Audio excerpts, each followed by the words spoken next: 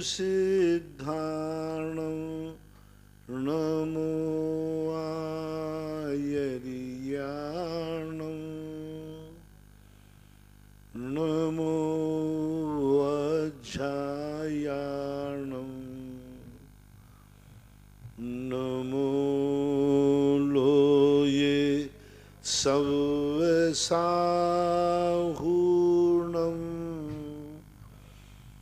पंच परमेष्टि भगवान की जय। आचार्य श्री गुरुवर कुंद कुंद महाराज की जय। आचार्य श्री गुरुवर विद्यासागर महाराज की जय। परम पूजनीय निर्यापक श्रवण पूज्य श्री सुधा सागर जी महाराज की जय। क्षुल्लक श्री धैर्य सागर जी महाराज की पूज्य श्री के चरणों में समस्त जिज्ञासा करताओं की ओर से कोटि कोटि नमोस्तु। पूज्य श्री नेमीचंद पिराका सूरत गुजरात से नमोस्तु गुरुवर।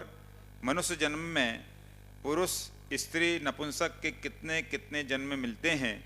क्या जो कोख में जन्म लेने के पहले मार दिए जाते हैं उनका जन्म भी गिना जाता है? 16 जन्मों का उल्लेख मिलता है, 16 पुरुष के, 16 स्त्री के और 16 नपुंसक के। जो गर्भ में ही मर जाते हैं उनको भी गिनती में लिया जाता है। जैन दर्शन के अनुसार गर्भ में जैसे व्यक्ति आता है तैसी उसकी काउंटिंग हो जाती है, मान लिया जाता है।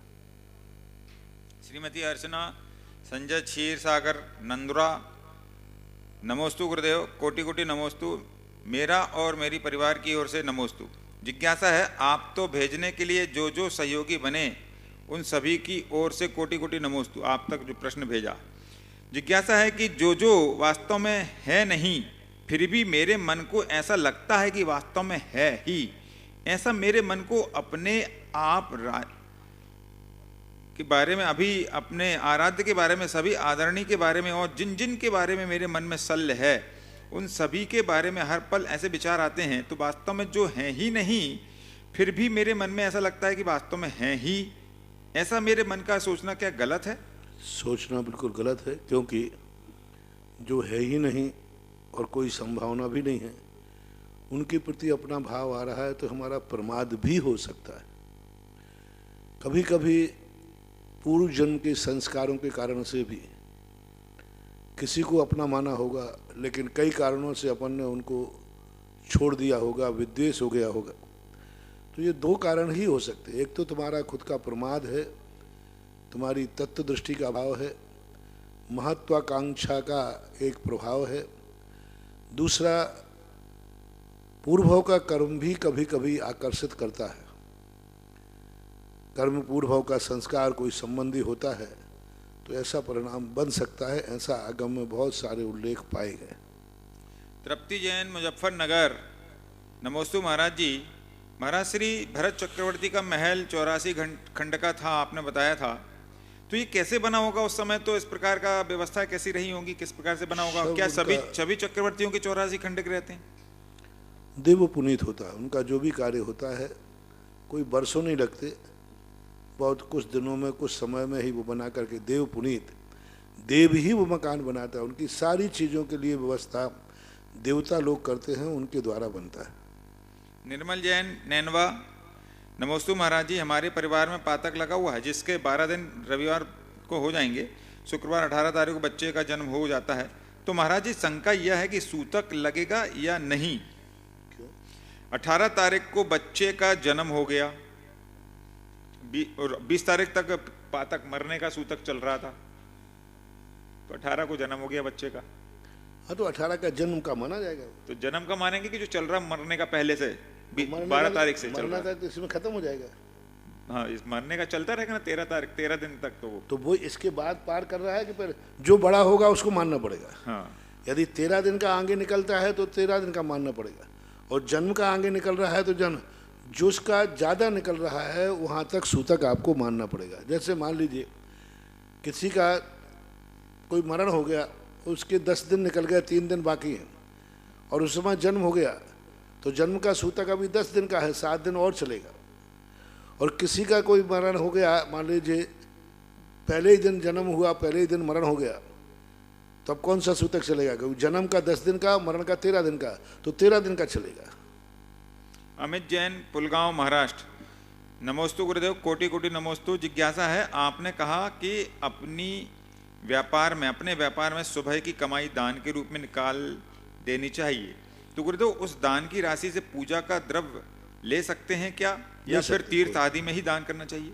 कोई बात नहीं, आप अपने किसी भी रूप में, दान का अर्थ किसी भी रूप में लिया जा सकता है। कोई भी दान के कितने रूप हैं, औषधि दान में भी ले सकते हो, गरीबों की सहायता में भी ले सकते हो, गौशाला में भी ले सकते हो, देव साथ गुरु के निमित्त से भी ले सकते हो।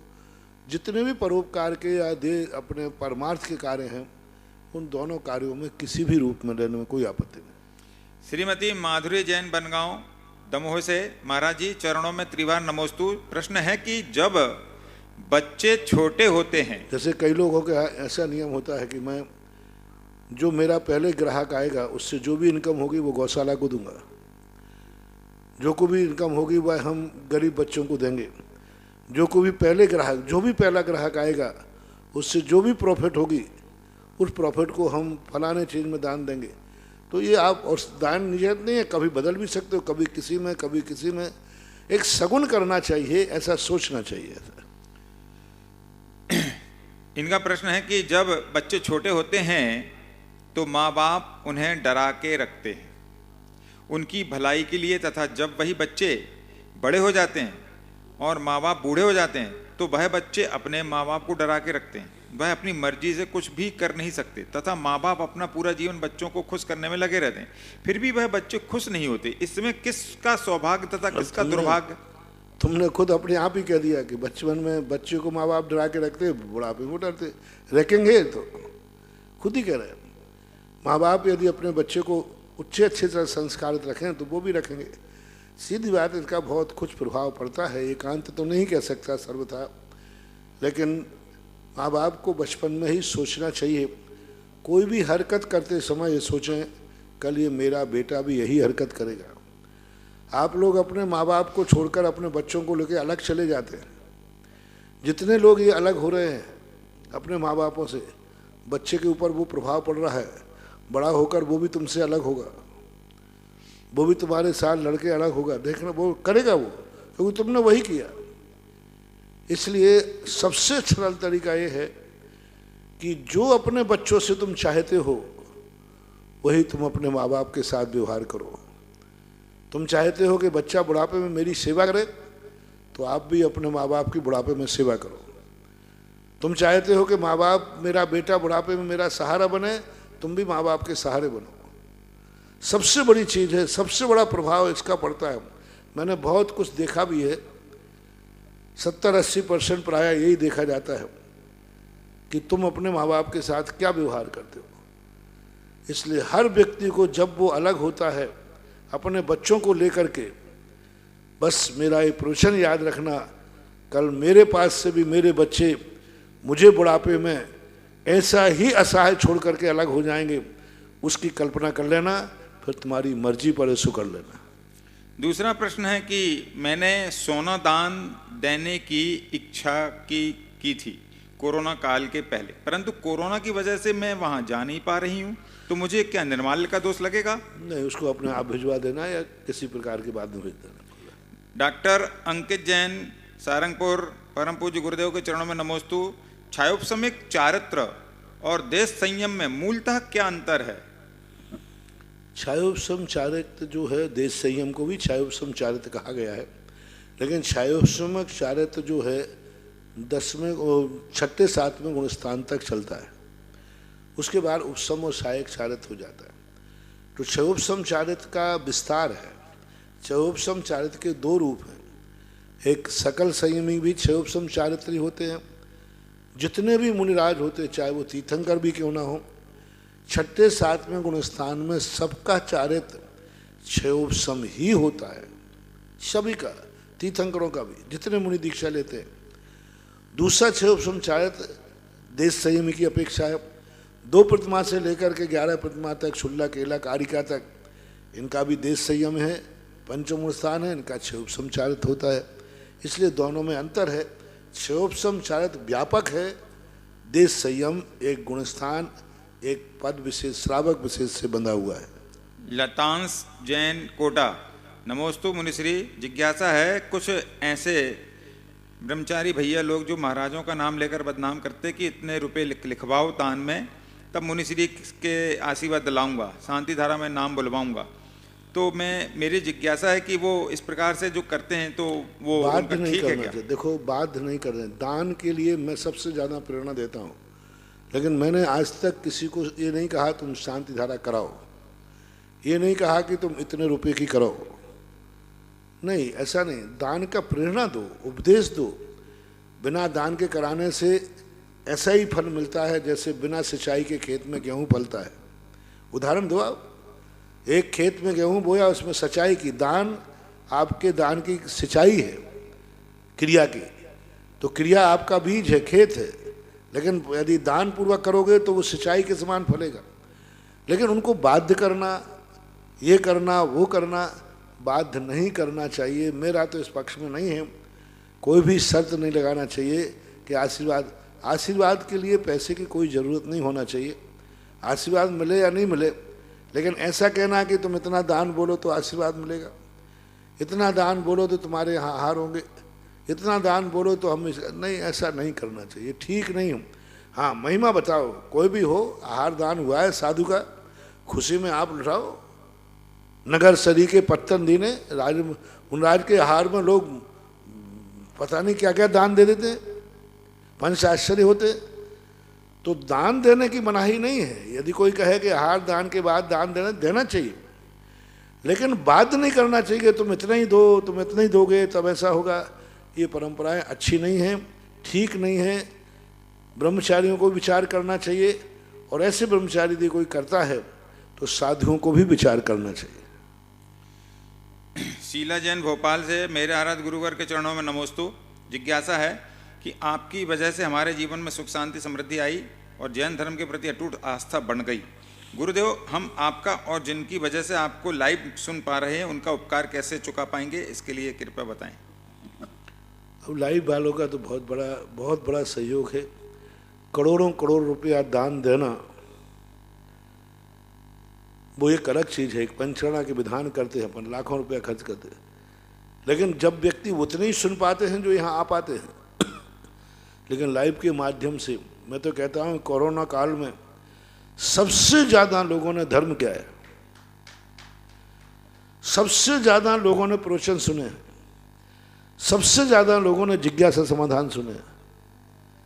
नहीं तो यदि, क्योंकि सब लोग घर में थे, जब लॉकडाउन नहीं था तो सब लोग, कोई बाजार जा रहा है, कोई व्यापार कर रहा है, कोई दुकान जा रहा है, लेकिन सब एक साथ घर में बैठ करके सबको सुना।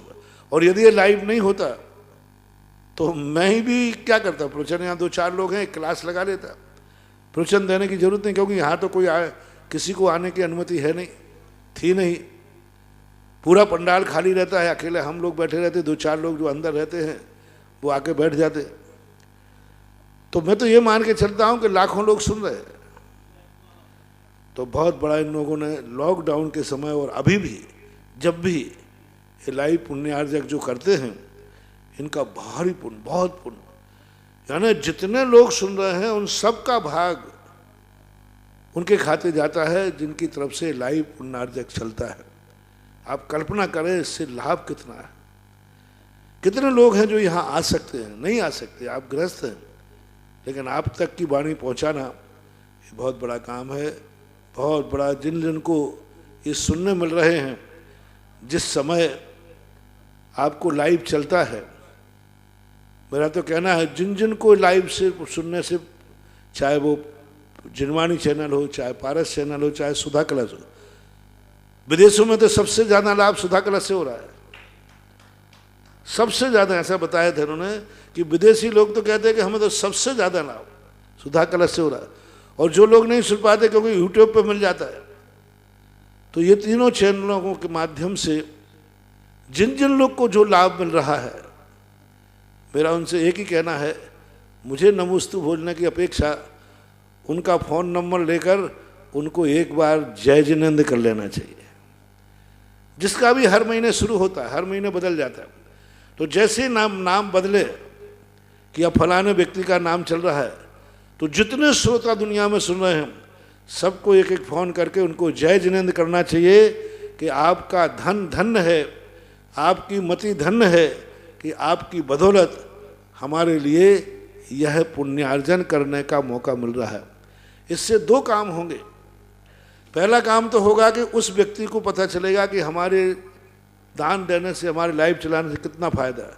दूसरा, तुम्हें यह फायदा होगा कि आज तुम लाइव चलाने के लिए समर्थ नहीं हो, यदि लाइव चलाने वालों को जय जिनेंद्र करोगे तो एक दिन कभी तुम्हारी भी समर्थ हो जाएगी कि तुम भी कभी 1 महीना का लाइव पुण्यार्जन करने के योग्य हो जाओगे।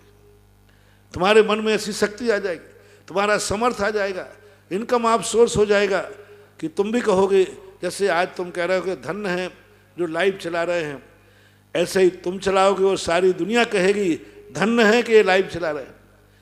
दूसरों को अपन लाइव की बात की धन्यता कह रहे हैं, तो ये परिणाम भी साथ में करना चाहिए कि कितने धन्य है लोग अपने पैसे से सारी दुनिया को प्रवचन जिज्ञासा सुना रहे हैं।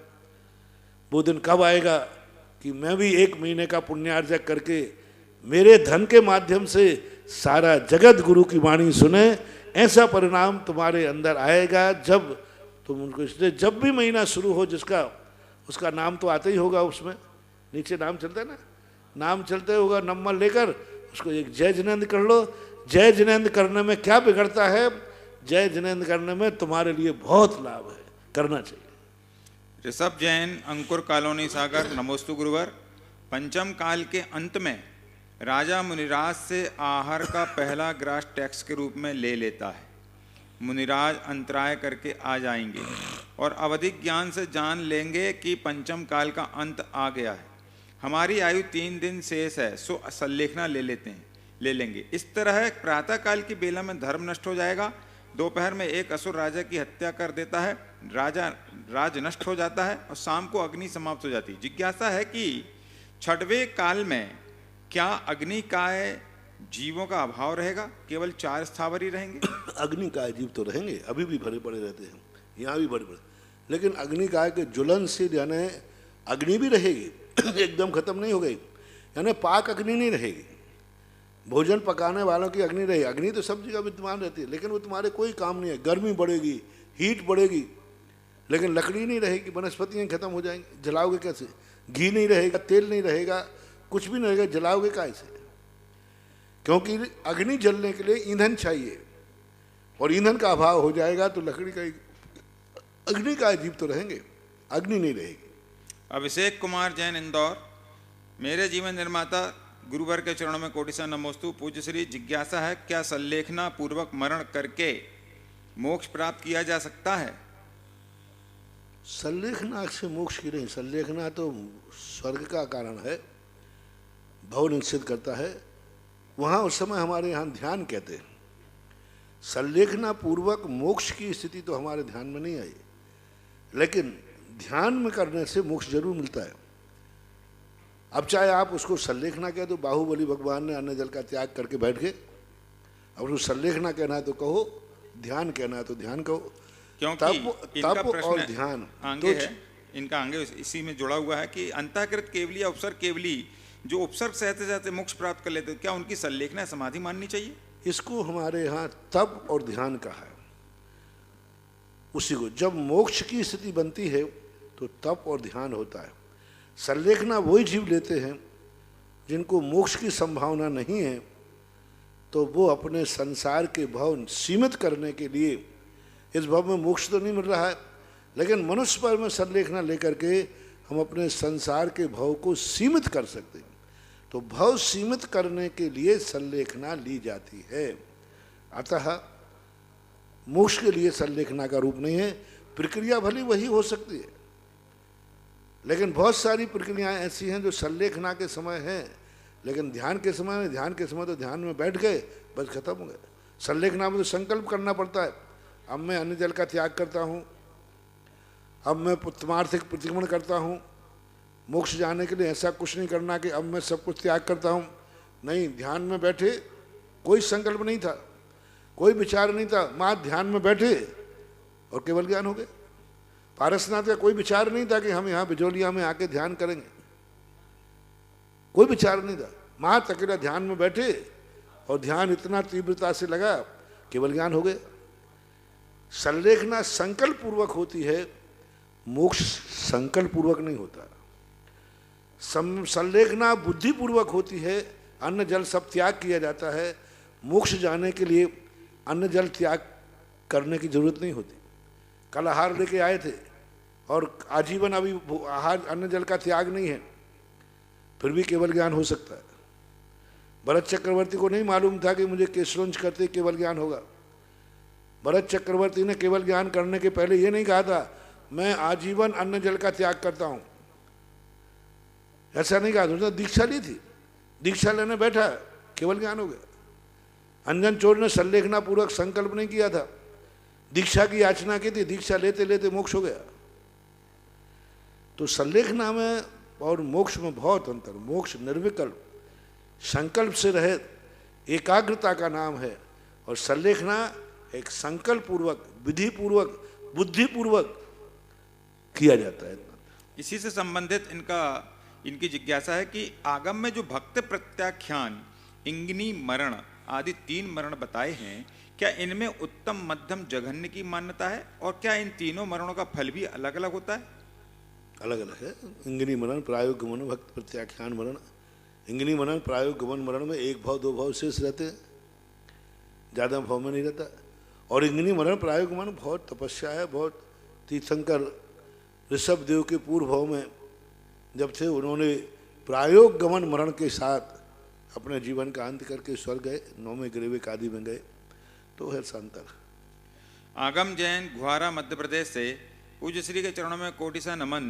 मेरी जिज्ञासा है कि सप्तभंगी का स्वरूप क्या है, उदाहरण सहित बताने की कृपा करें। सप्तभंगी का अर्थ है व्यवहार में जो आने वाली वस्तुओं का। कोई एक व्यक्ति है, वो बेटे की अपेक्षा पिता है, लेकिन उसी समय वो पिता की अपेक्षा बेटा है, लेकिन वो दोनों को एक साथ व्यवहार करे। और पिता की अपेक्षा बेटा नास्ती है और बेटे की अपेक्षा पिता नास्ती है। बेटे की अपेक्षा पिता अस्थि है, एक बेटा है उसका वो पिता है, अस्थि है, लेकिन वो अपने पिता की अपेक्षा पिता नहीं है, नास्ती है। स्व चतुष्टय की अपेक्षा अस्थि, पर चतुष्टय की अपेक्षा नास्ती। और अस्थि और नास्ति का एक समय में व्यवहार करना है।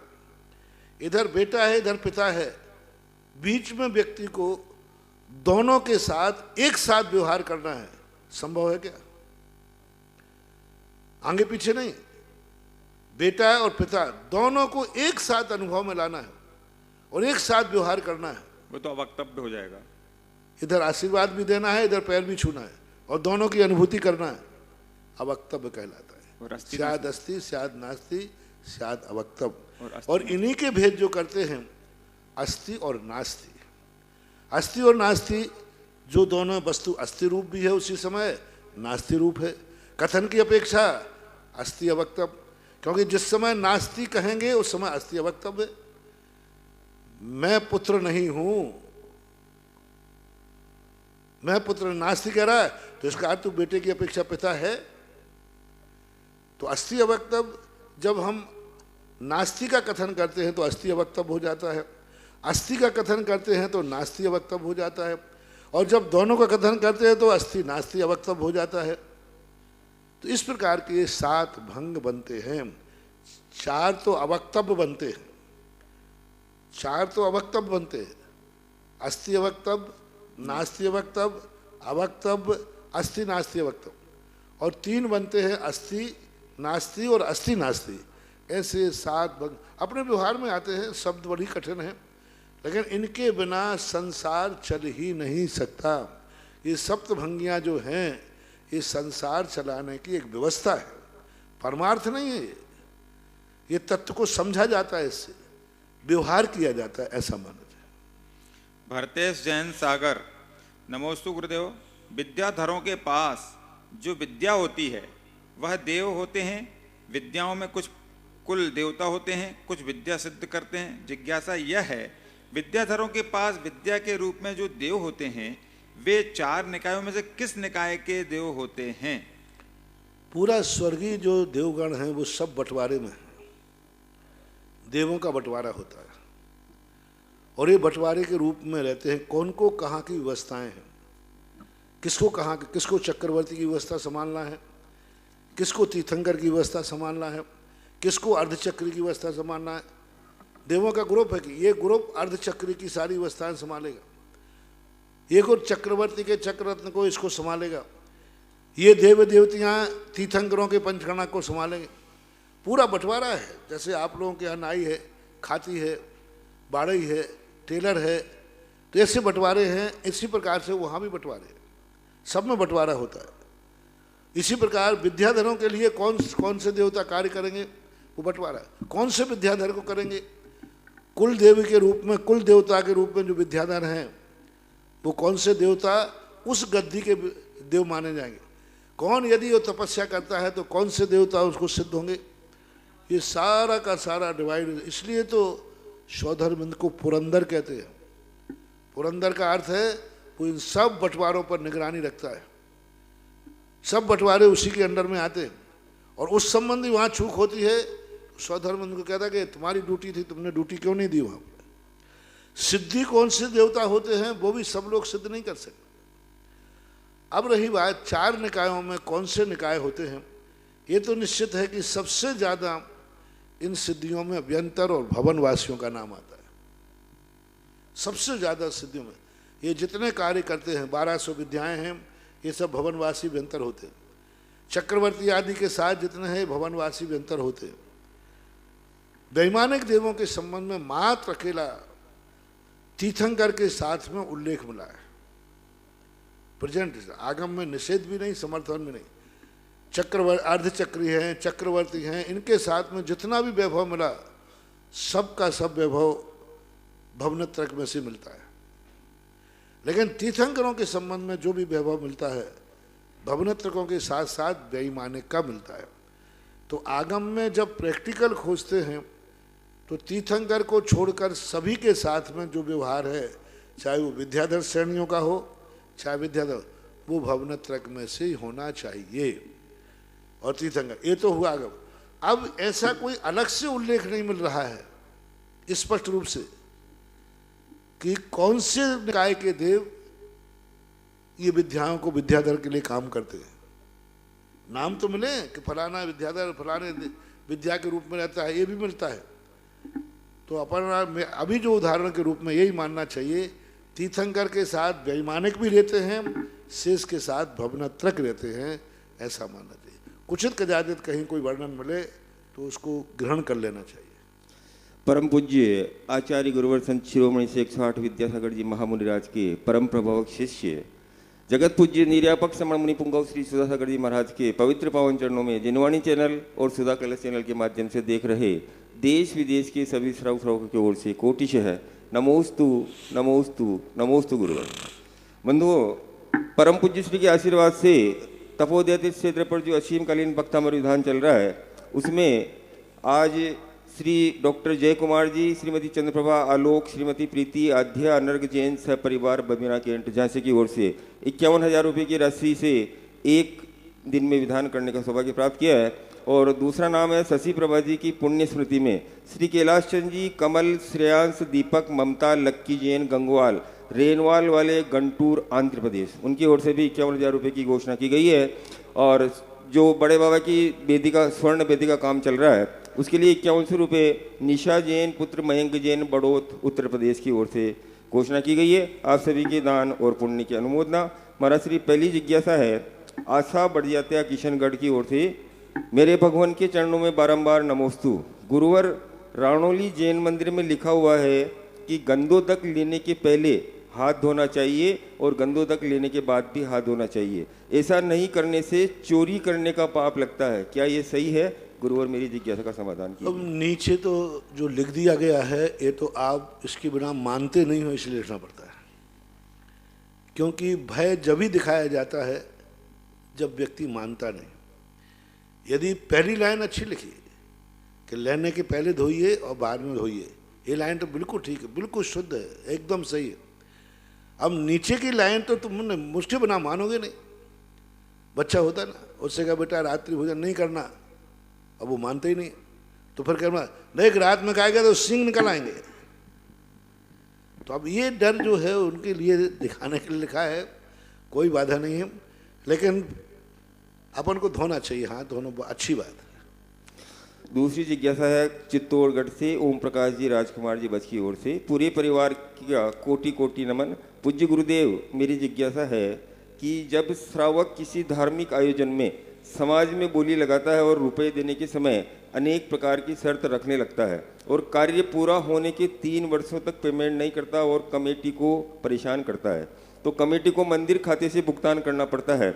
ऐसी स्थिति में कमेटी को क्या करना चाहिए, क्योंकि मार्केट में तो भुगतान कर दिया, ऐसा करने से कमेटी का निर्माल्य का दोष लगा क्या? और जो बोली के सबसे बड़ा दोष तो दातार को लगा। दान देने वाले को हमेशा ध्यान रखना चाहिए। 3 प्रकार के दानों से मैं हमेशा व्यक्ति को सचेत करता हूँ। पहला दान तो जिस खाते में आपने बोला है कहीं वो कम तो नहीं है। जैसे आपने कमरा बनाया, कमरा 5 लाख का बना और कमेटी ने आपको 3 लाख 4 लाख कर दिया, तो फिर आपको सोचना चाहिए भाई आप 4 लाख कर दिए हैं और कमरा में 5 लाख लगेगा तो 1 लाख कौन लगाएगा? तो तुम्हारे पदाधिकारी कहे चिंता मत करो मैं लगा दूंगा, तो ठीक है। वो कहे नहीं मंदिर से लगेगा। मंदिर में कहाँ से आया? अन्न मत का पैसा है, गुल्लक का पैसा है, गरीबों का पैसा है और तुम्हारे में लग जाएगा तो 4 लाख का पुण्य भी तुम्हारा फीका पड़ जाएगा। यदि आपका पैसा कम है और लागत ज़्यादा है तो सहयोग लिखाइए कि भाई इस कमरे में मेरा सहयोग है 3 लाख का 4 लाख का। तो जितना कि जो वस्तु का अपन ने नाम लिखाना चाहते या जो वस्तु अपन समर्पित करना चाहते पूरा दान देना चाहिए जितनी लागत लगती है। दूसरी बात है कि जब दान बोलते हैं बिना मांगे दान की बोली देना चाहिए। बिना मांगे दान की बोली देना चाहिए, मांगना नहीं। बिना मांगे जो दान दे देता है वो अमृत के समान फलता है। और जितने बार कमेटी मांगेगी आपका टीएडीए लगेगा। कमेटी का टीएडीए कटेगा उतना। ये बात अलग है कि कमेटी ने से पहले ही तुम्हारा तय हुआ, कमेटी ने कहा साहब आप बोल दीजिए जब मुझे ज़रूरत पड़ेगी तब मांग लेंगे, या पहले दिन आप कह दीजिए कि भाई देखो मैं ये बोली ले रहा हूँ, जब आप काम लगाएं जब आप ज़रूरत पड़े तो ले लेना, फिर कोई दोष नहीं। बहुत सारे लोग ऐसा करते भाई मैंने ये चीज़ बोल दी, जब आप काम लगाओ, जब आपको ज़रूरत पड़े समाचार दे देना, आपके पास पैसा आ जाएगा। इसमें कोई खुलासा करने में कोई बाधा नहीं है। लेकिन तुमने तो बोल दिया और फिर उसके बाद कमेटी 10-10 बार फ़ोन कर रही है, 10-10 बार कह रही है, और तुम दुनिया भर के ऐसी गलती मत करना। बोलने में जितना पुण्य नहीं लगाया उससे कई गुना पाप निर्माण का दोष आता है।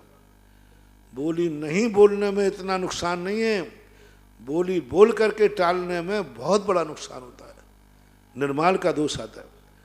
दूसरी बात, आपने बोली होने के बाद आपने कोई शर्त नहीं रखी और कमेटी के पैसे से मंदिर बन रहा है, कमरा बन रहा है, पहले आप कमरा बना लो कमेटी के पैसे से, फिर मैं बाद में हिसाब कर लूँगा, ये गलती मत करना।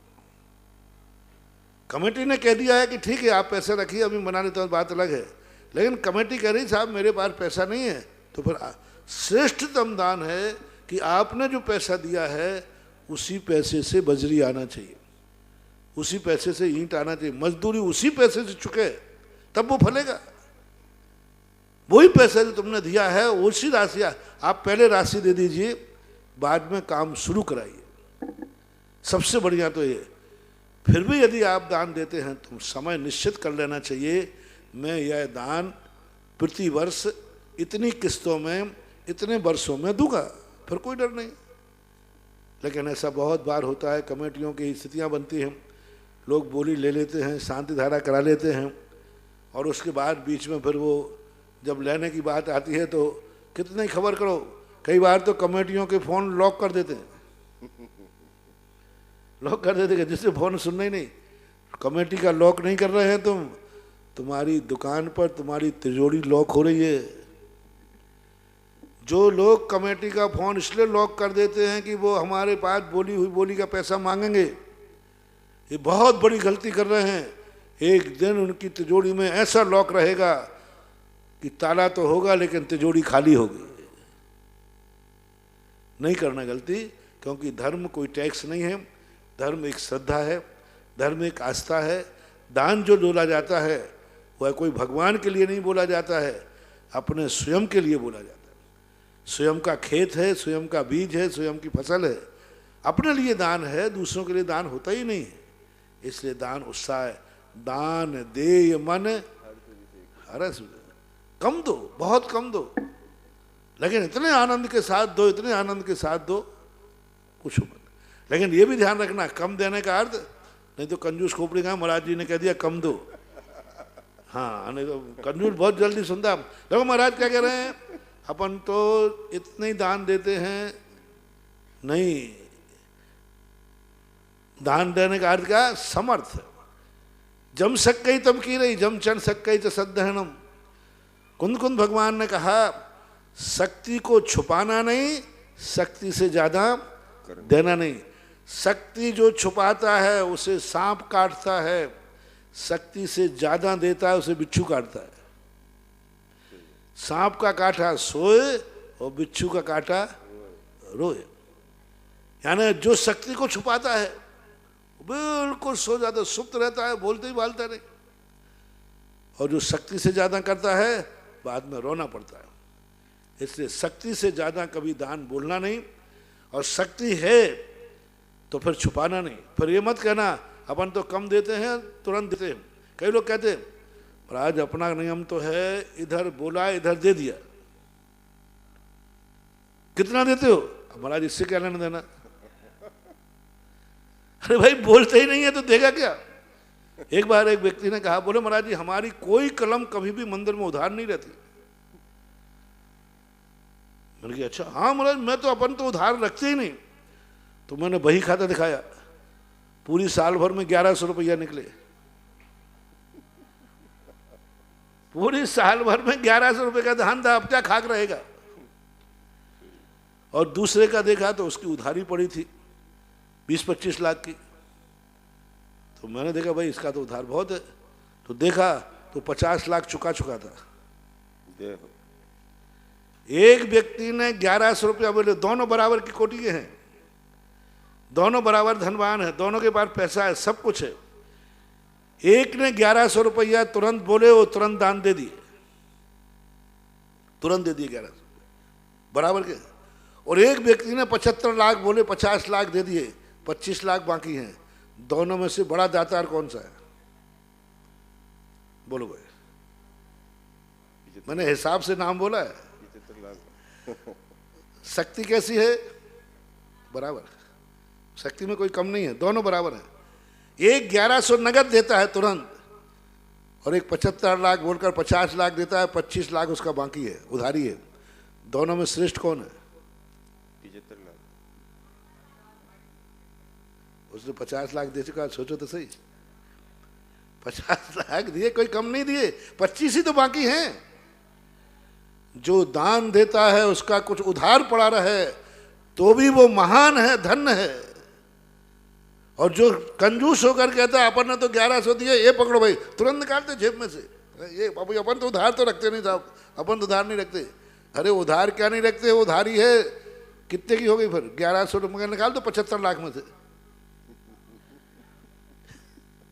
75 लाख में से 74 लाख लगभग 99,000 लगभग इतने तेरे खाते में अभी उधार हैं, क्योंकि तू इतनी बड़ी शक्ति को छुपाए बैठा है। धर्म के साथ बेईमानी मत करो, मत करो। ये सर्वज्ञ का धर्म है, ये अंतर आत्म चेतना का धर्म है, ये आत्मा का धर्म है।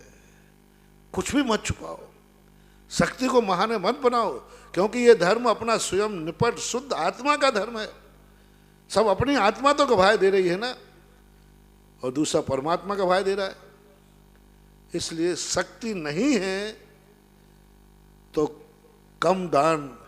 जैन दर्शन इतना महान है, जहां गजमोती चढ़ाएं तो भी कम है, और मक्के के दाने चढ़ाएं तो बहुत है। मक्के के दाने भी रत्न बने हैं, और जहां चढ़ाने की बारी आई तो गजमोती भी चढ़े। कोई बात नहीं, ना तो भगवान को गजमोती से मतलब है, और ना ही उनको मक्के के दानों से भी क्या मतलब। ये तो तुम्हारी भक्ति है कि तुम भगवान का मूल्य कितना मान रहे हो। मक्के के दाने भी अनमोल थे उसके लिए, जिसको खाने को नहीं हो उसके मक्के के दाने भी अनमोल होते हैं महानुभाव, ध्यान रखना। एक एक दाना बचाया था देवपत खेपत ने, दाना प्रतिदिन खाने में से।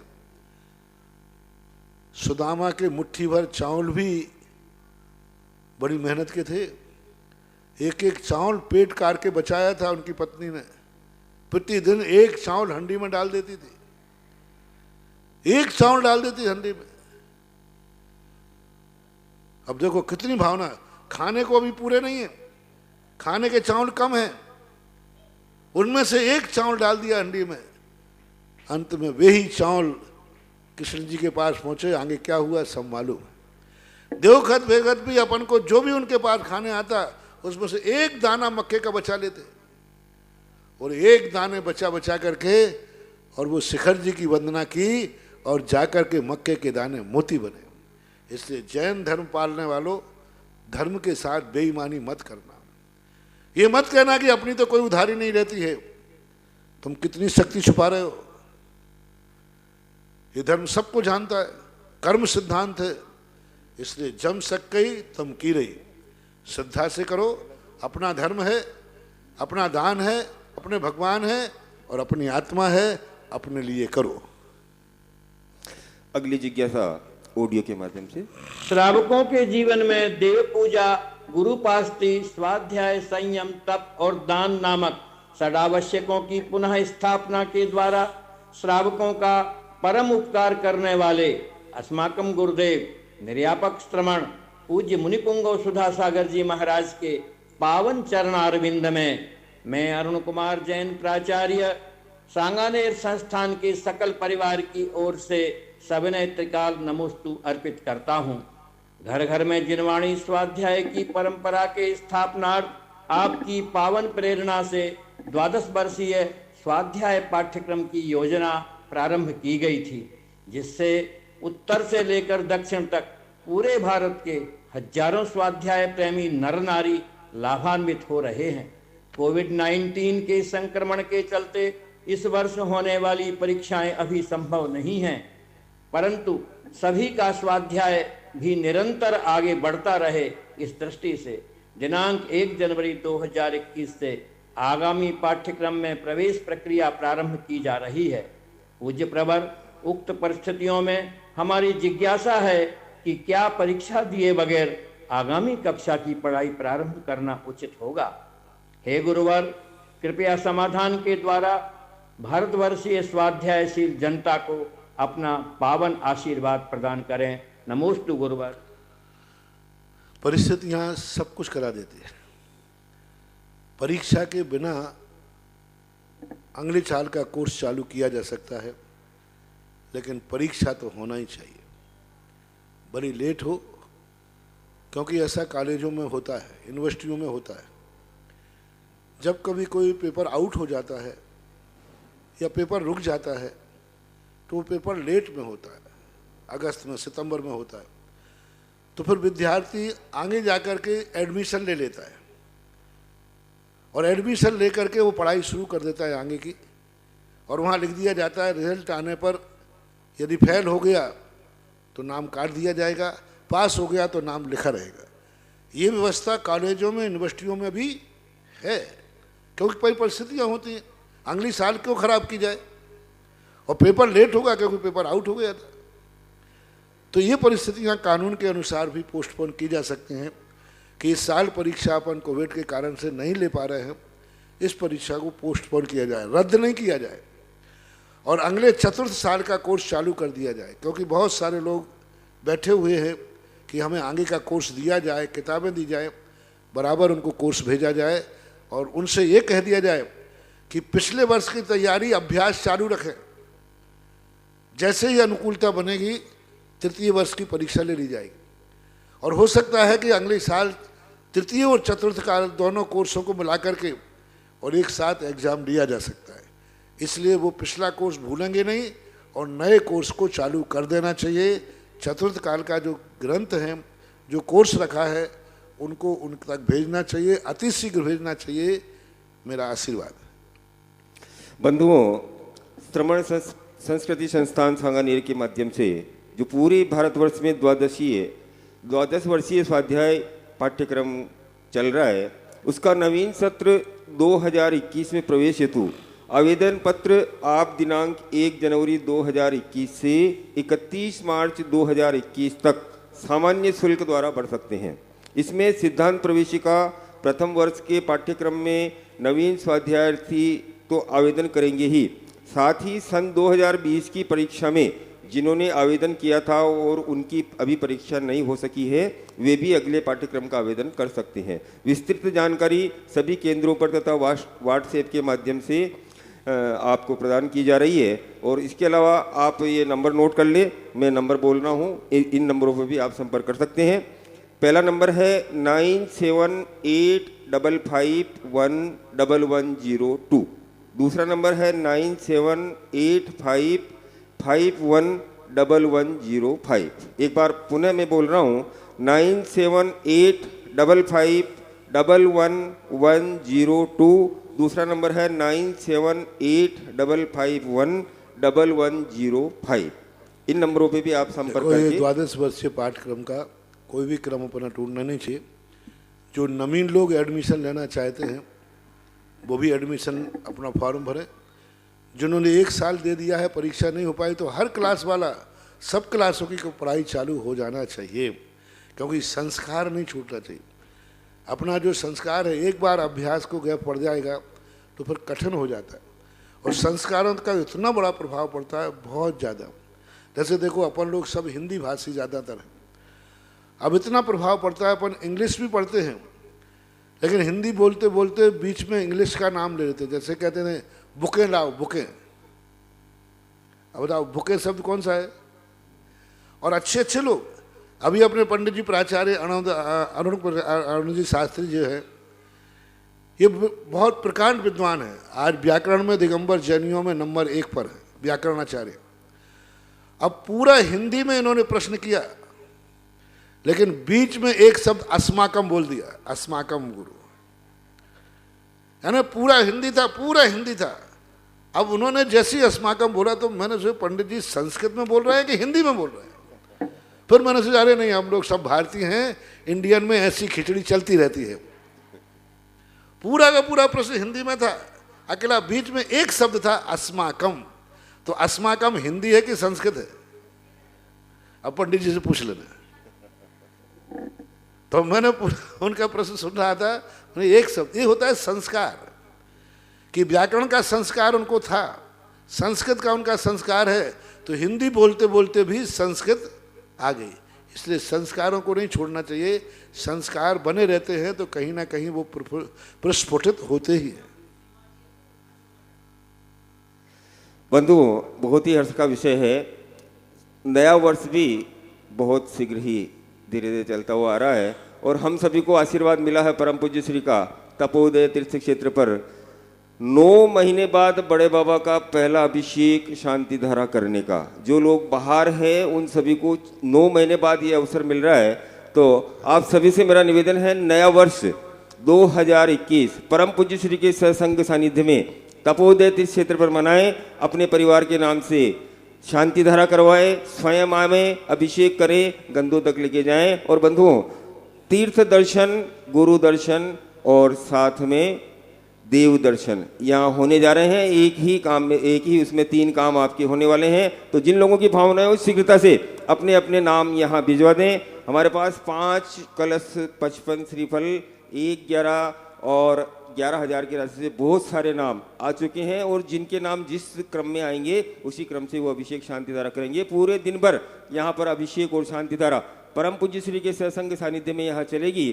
तो आप लोग अपनी अपनी भावनाएं बनाएं और तपोदय तीर्थ क्षेत्र जो ऐसा क्षेत्र है जहाँ पर भगवान पार्श्वनाथ मुनि अवस्था में विहार करते हुए पधारे और तीर्थंकर भगवान बनकर यहाँ से विहार किया, ऐसे पवित्र पावन क्षेत्र पर आप पधारें और नया वर्ष यहाँ मनाएं और पूरा वर्ष आपका मंगलमय हो। इन्हीं भावनाओं के साथ अगली लोगों का एक प्रश्न आ रहा है कि महाराज जी, पिछली बार केवल ज्ञान स्थली पर बहुत बड़ा महोत्सव हुआ था, इस बार सारा कार्यक्रम यहीं हो रहा है, वहाँ तो अभी देखो कमेटी व्यवस्था बनाई, क्योंकि इस बार बड़ी दिक्कत वाला मामला है कि कैसे, यदि हो सकता है तो देखता हूँ आज सुबह सुबह बड़े बाबा का अभिषेक हो, दोपहर में गगन बिहारी का हो, जय हो। क्योंकि शांति धारा उस दिन दिन भर चलेगी, दिन भर का आज 2-3 बार शांति धारा होगी। तो आज अपन बैठ करके इस पर थोड़ा विचार करके अनुकूलता बनेगी। तो अभी तो विश्व के बड़े बाबा के ऊपर ही सारा कार्यक्रम है, यदि अनुकूलता बनी तो देखेंगे, क्योंकि मौसम का भी तो रहता है ना। पिछली बार कार्यक्रम तो रख लिया, लेकिन सुबह जो बादल होकर शीत हवा चली तो मुश्किल हो गया था, और फिर दोपहर में धूप निकल आई थी। देखते हैं कैसे बनता है। अगली जिज्ञासा श्रीमती सीमा जी, अशोकनगर। महामुनि राज के चरणों में त्रिवार नमोस्तु नमोस्तु। महर्षि मांगे तुंगी में रामचंद्र जी लक्ष्मण जी को अपने कंधे पे लिए हुए हैं और वो मृत हैं लक्ष्मण जी, तो उनको वो मोक्षगामी थे रामचंद्र जी, तो उनको कोई पाप नहीं लगा क्या रामचंद्र जी को? रामचंद्र पाप नहीं लगा ऐसा? हाँ, वो लक्ष्मण जी को टांगे नहीं, क्या होता है कि मोह की प्रबलता थे, मोह की प्रबल। जैन दर्शन के अनुसार राम और लक्ष्मण का इतना अकाट प्रेम था कि मोह एक ऐसी परिणति होती है जो अपने स्वरूप को भी भूल जाते। देखो ना, उस समय जब लक्ष्मण को शक्ति लगी, उस समय रामचंद्र जी स्वयं ये भूल गए कि मैं तद्भव मोक्षगामी हूं, मेरा अकाल मरण नहीं होगा, मैं मरण को प्राप्त नहीं हो सकता, मैं अग्नि में नहीं जल सकता। लेकिन भूल गए, भाई को मूर्छित देखकर और घोषणा कर दी, यदि प्रातःकाल भाई जीवित नहीं हुआ तो मैं अग्नि में प्रवेश करूंगा, मैं भी मरूंगा। अब उस समय देखना, लक्ष्मण की जो वेदना थी, लक्ष्मण की जो मूर्छा को देख करके रामचंद्र जी बिल्कुल भूल गए कि मैं तो मोक्षगामी जीव हूं, मेरा मरण हो कैसे सकता है, मैं कैसे अग्नि में जल सकता हूं, मेरा तो मोक्ष निश्चित है। मालूम था रामचंद्र जी को मेरा मोक्ष है, क्योंकि बहुत बार उन्हें कुलभूषण देशभूषण आदि महाराज जंगलों में मिले, उनसे उनके वार्तालाप हुए, अवध ज्ञान से उनको ज्ञात हुआ मोक्ष जाएंगे। लेकिन जब मोह की प्रबलता होती है तो व्यक्ति संभल नहीं पाता अपने आप को, स्वरूप भूल जाता है। इसलिए मोह की प्रबलता का तो दोष लगेगा, लेकिन वो बुद्धिपूर्वक कार्य नहीं कर रहे हैं, एक मोह की मूर्छा में कर रहे हैं, इसलिए दोष तो कम लगेगा, लेकिन ज़्यादा इतना नहीं लगेगा जितना लगना चाहिए।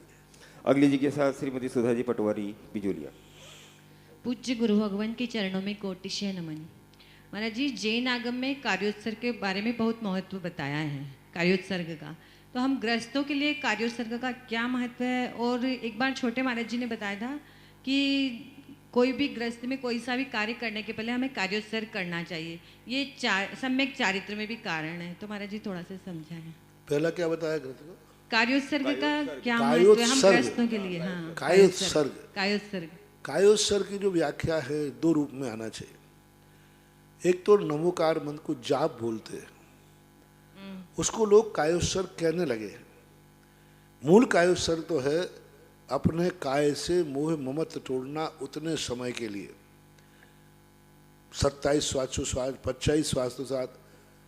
लेकिन बाद में जाकर के उसको कैसे बैठाना है, तो नमोकार मंत्र पे बैठा दिया।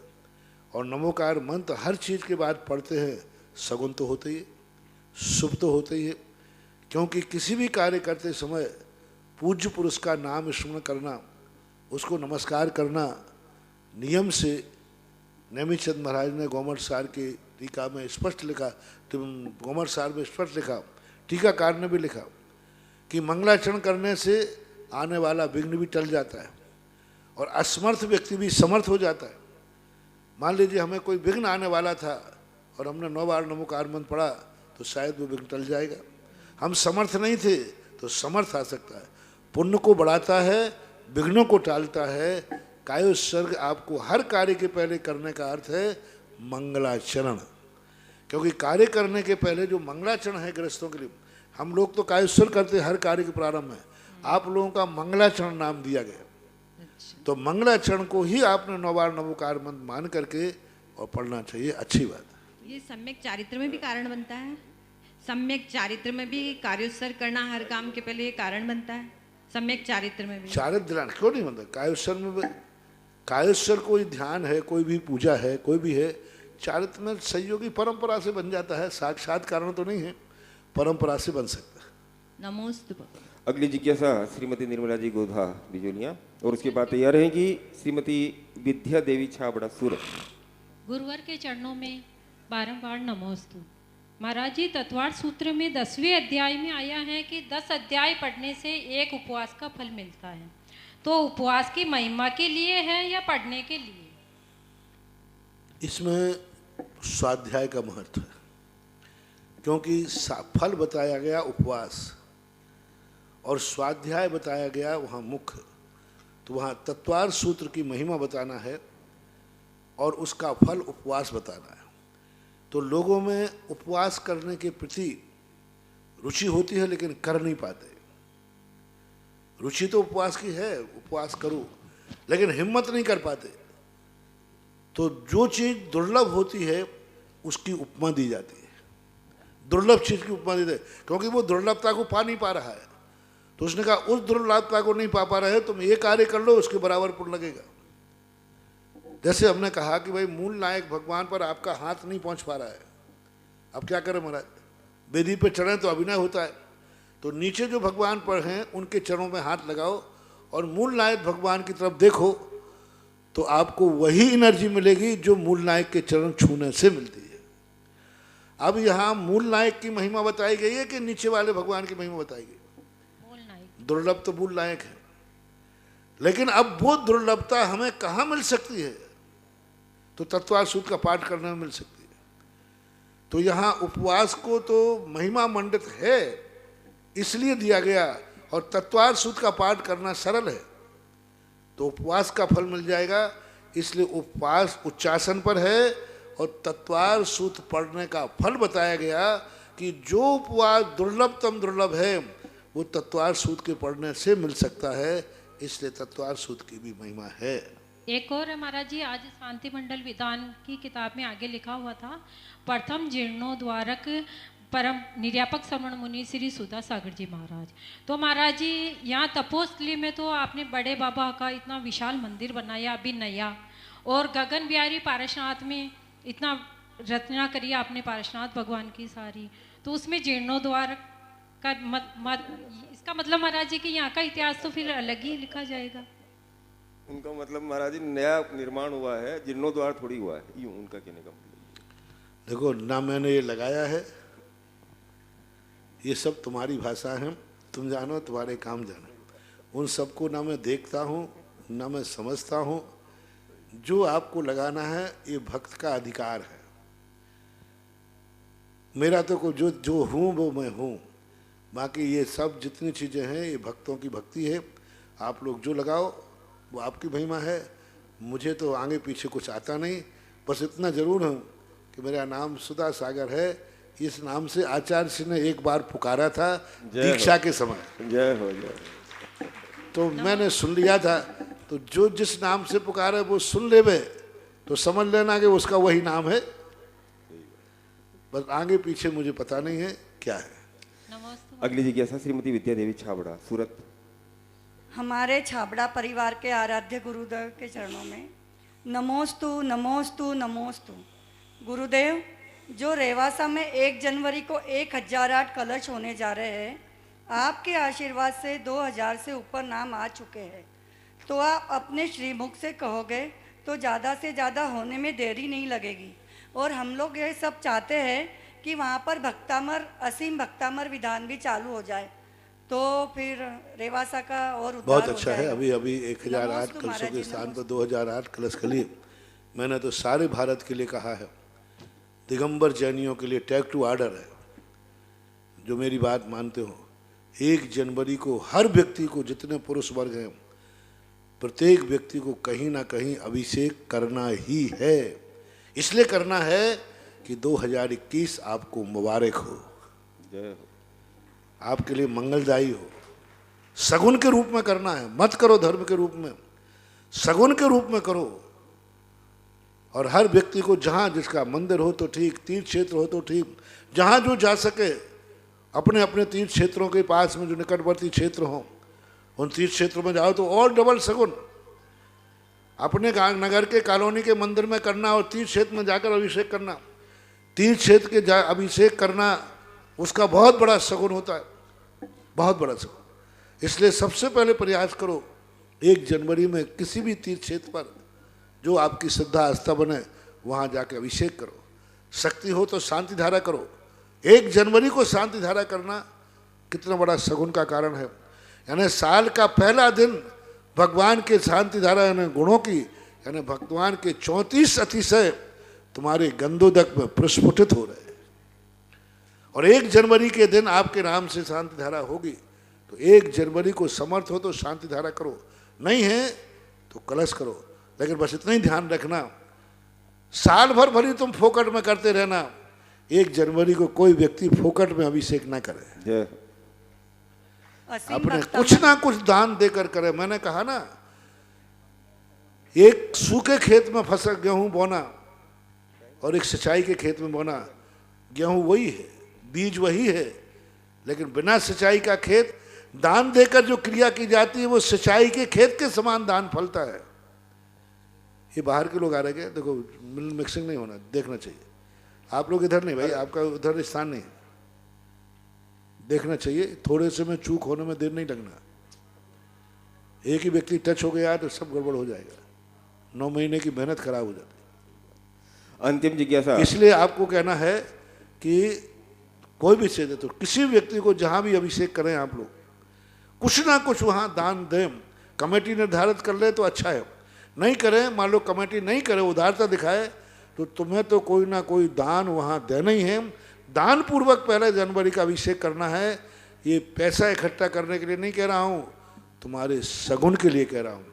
1 जनवरी को आपका दान रूपी बीज बोया जाएगा तो उचित समय पर दिया हुआ बीज उचित फलता भी है, ऐसा करना। महाराज जी, कल्याण मंदिर स्तोत्र के बारे में एक सवाल है। और भक्तांबर स्तोत्र की जहां तक बात है, हाँ, सुमतनाथ भक्तांबर, उसके लिए पहले आप 365 नाम कर लीजिए। 365 नाम करने के बाद ही आशीर्वाद दे पाएंगे, क्योंकि 365 नाम हुए बिना वो असीमकालीन भक्तांबर है, पर टूटना नहीं चाहिए। पहले इस पर विचार करें, बाद में देखें। अगली जिज्ञासा श्रीमती संतोष जी पटवारी। नमोस्तु महाराज जी, नमोस्तु नमोस्तु। महाराज जी, महावीर भगवान ने कहा जियो और जीने दो, इसके पीछे क्या विशेष दृष्टिकोण था क्या? क्योंकि वो ये भी कह सकते थे कि जीने दो और जियो। उत्तमा स्वात्म चिंता स्या देह चिंता च मध्यमा। सबसे पहले व्यक्ति अपनी चिंता करता है। यदि वो कहते थे जीने दो और जियो, तो महावीर से यही कहते तुम्हें दूसरों की दिखती, हमारी तो कुछ सोची नहीं।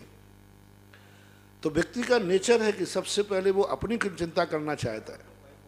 तो उन्होंने कहा तुम जियो पहले, पर दूसरे को भी जीने दो। और यही नीति होती है, उत्तमा स्वात्म चिंता स्या देह चिंता च मध्यमा।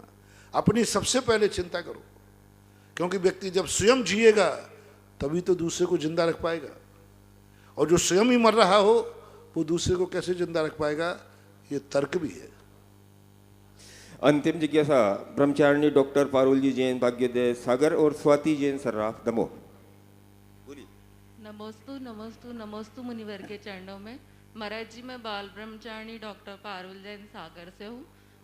महाराज जी, कोतमा से हूँ, उदय चंद दादाजी परिवार का नमोस्तु। महाराज जी, मेरी शंका यह है कि जैसे महाराज जी मेरी शंका यह है कि जैसे महाराज जी लोग, माता जी लोग होते हैं तो उनकी पहचान होती है कि वो निर्ग्रंथ हैं, और जैसे गृहस्थ जीवन के लोग होते हैं उनकी पहचान होती कि वो श्रृंगार करते हैं या उनकी एक व्यवस्थित दिनचर्या होती है। तो महाराज जी, व्रतियों का जीवन कैसा होना चाहिए? मतलब उनकी पहचान और उनकी दिनचर्या क्या होनी चाहिए? व्रतियों का जीवन की सबसे बड़ी पहचान होती है वेशभूषा, सादा जीवन, उच्च विचार। उनके वेशभूषा से, उनके आचरण से, उनकी कुछ ऐसी क्रियाएं होती हैं जिन क्रियाओं को देख करके पानी पी रहा है, छान के पी रहा है, भोजन कर रहा है, मौन से कर रहा है, शुद्ध कर रहा है, नीचे देख के चल रहा है, बोलते समय भी हर कहीं यहाँ वहाँ देख के नहीं चल रहा है, चलते समय वो नीचे देख के चल रहा है, वृत्ति की पहचान है। बोलते समय अमर्यादित नहीं बोल रहा, मर्यादित बोल रहा है, ये उनकी पहचान होती है। तो ये कुछ क्रियाएं ऐसी होती हैं जिनके माध्यम से वृत्ति की पहचान होती है। समता स्वभाव अलग देखने में आ जाता है कि त्यागी पुरुष है। नमोस्तु महाराज जी, नमोस्तु। और एक नाम होता, बोलिए जल्दी बोलिए। नमोस्तु भगवान, नमोस्तु भगवान। बच्चों को अच्छे संस्कार देने में हम माता पिता का क्या रोल होना चाहिए? अच्छे संस्कार होने के लिए सबसे पहले स्वयं अच्छा होना चाहिए। मैं सदा कहता हूँ कि बड़े आदमी को कैसा होना चाहिए, माता पिता को जो दुर्गुण हम अपने छोटों में नहीं चाहते हैं वे दुर्गुण स्वयं में नहीं होना चाहिए। सबसे बड़ा तो यही कर्तव्य है। हर व्यक्ति अपने से छोटों को सुधरा हुआ जानना चाहता है, स्वयं बिगड़ा हुआ रहना चाहता है। एक बाप गाली देता है, सोचता है कि बेटा कभी गाली नहीं देवे। बेटा को बाप गुटखा खाता है, कहता है बेटा कुछ भी नहीं खावे। ऐसा नहीं हो सकता। जो दोष हम छोटों में नहीं चाहते हैं वह दोष स्वयं में नहीं होना चाहिए। अच्छे माता बेटा बनाने के लिए अच्छे माँ बाप बनना जरूरी है। यह पहला लक्षण है। आज की जिज्ञासा प्रदान का समय यही समाप्त हुआ है। जिनवाणी स्तुति से पहले आज परम पूज्य श्री की मंगल आरती करने का सौभाग्य